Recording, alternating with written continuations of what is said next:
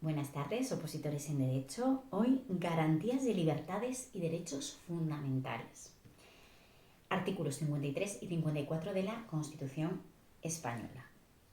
Nos vamos con estas garantías y lo vamos a enfocar de aquella manera en que mejor podamos comprender de manera global los mecanismos que establece la Constitución para garantizar, para proteger estos derechos. Desde mi modo de ver, es más práctico en este caso acudir un poco a la doctrina, acudir a los estudios de los derechos constitucionales, más que seguir la literalidad de los artículos. ¿Por qué? Porque es una manera en la que podemos comprender mejor ese nivel de protección que hace la Constitución y lo podemos relacionar con otros artículos.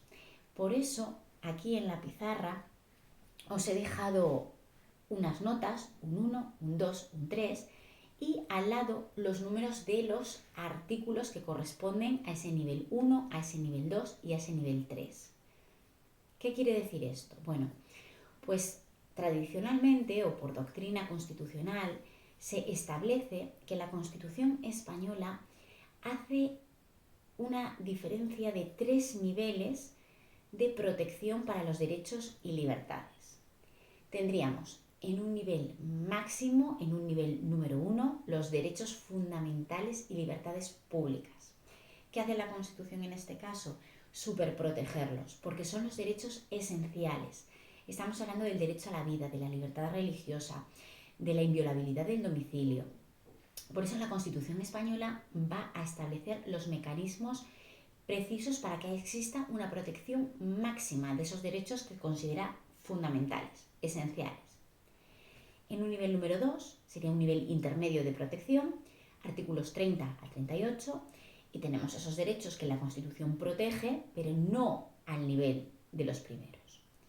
Y por último, en un nivel mínimo de protección, tendríamos los artículos 39 al 52, y ahí he puesto en la pizarra principios, para que se advierta que ya no estamos hablando de derechos. Aquí la Constitución habla de principios y, como os digo, le reserva un nivel mínimo de protección.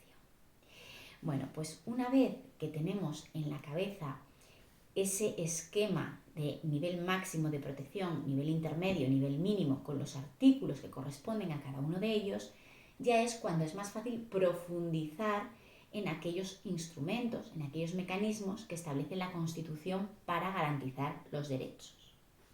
Así que vamos con el primero.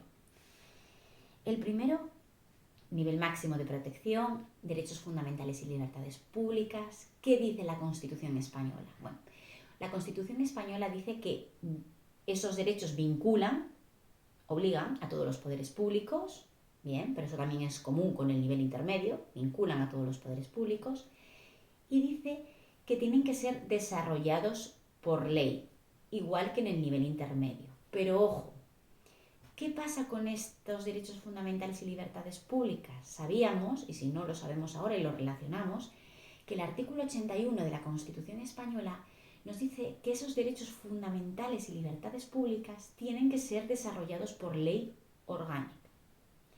Entonces, sí, tienen que estar desarrollados por ley, pero además tiene que ser una ley orgánica, que esto lo diferencia del nivel intermedio. En tercer lugar, tenemos también que la Constitución establece que podemos acudir a los tribunales de la jurisdicción ordinaria, a los tribunales ordinarios, para proteger estos derechos a través de un procedimiento sumario y preferente. ¿Qué significa sumario y preferente? Bueno, pues para que nos entendamos, prioritario, que le dan preferencia, y ágil, rápido. Bueno, pues este procedimiento sumario y preferente ante los tribunales ordinarios es posible, y cuando se agota esa vía judicial previa, también aquí podemos acudir al Tribunal Constitucional e interponemos un recurso de amparo. Así vemos que la Constitución española establece para estos derechos un nivel máximo de protección. Vamos al nivel intermedio. ¿Qué nos ocurre con este nivel intermedio? Que vincula a todos los poderes públicos, como decíamos. También se exige un desarrollo legislativo, es decir, esos derechos tienen que estar desarrollados por ley, pero aquí ya no es orgánica, aquí es una ley ordinaria. Primera diferencia importantísima. Y la siguiente diferencia fundamental en relación también con los primeros es que, aunque podemos acudir a los tribunales ordinarios, aquí no es posible el recurso de amparo.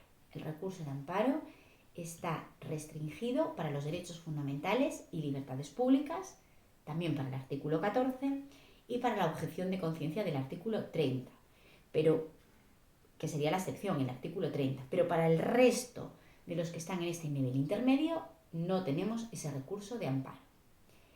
Y luego, en un tercer nivel, en un nivel mínimo, tenemos a los principios de la política social y económica, que lo primero que hay que advertir, sobre todo a efectos de test de oposición, es que aquí ya no habla de derechos, habla de principios. Y como habla de principios, en vez de vincular, lo que hace es informar. Es decir, no tiene un carácter vinculante, tiene un carácter informador.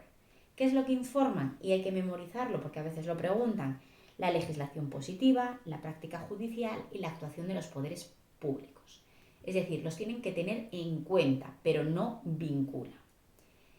Y hay un detalle también fundamental del nivel tercero que dice que solamente pueden ser alegados ante los tribunales ordinarios cuando haya una ley que los desarrolle. Es decir, que si no existe una ley que desarrolle, por ejemplo, el derecho a la salud, que es un principio rector de la política social y económica, no podríamos acudir a los tribunales para que nos defendiera ese derecho. ¿Eso qué implica?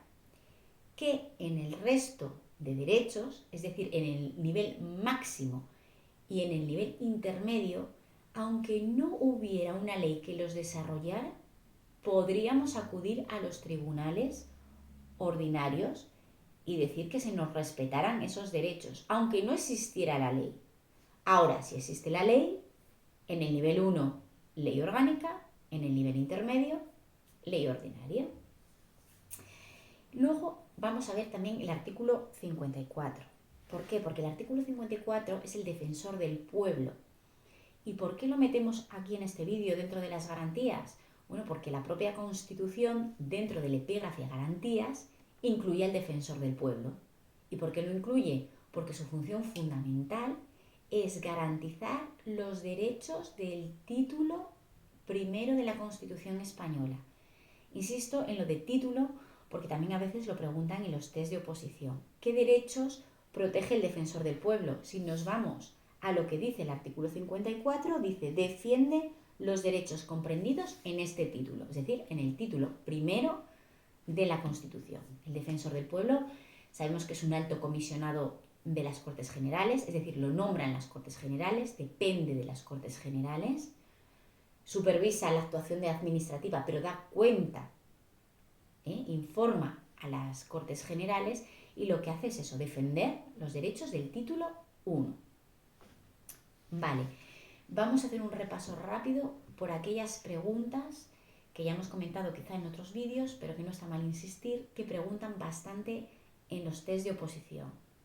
Siempre, ¿cuál de los siguientes derechos es susceptible de recurso de amparo? Nos ponen una serie de derechos y tenemos que sabérnoslos de memoria. ¿Por qué? Porque tenemos que detectar cuál es un derecho fundamental y libertad pública, es decir, cuál está entre el 15 y el 29. Entonces sabremos que es una ley orgánica. Lo mismo ocurrirá con el recurso de amparo. Sabremos que es susceptible del recurso de amparo.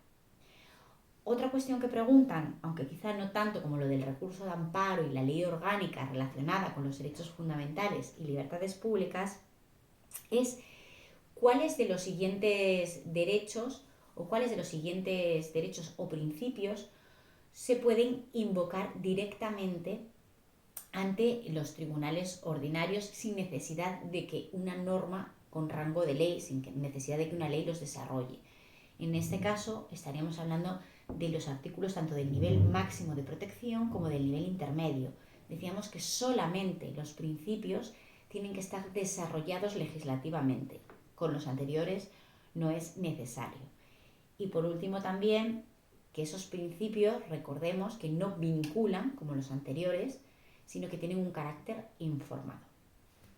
Bueno, pues hasta aquí las garantías.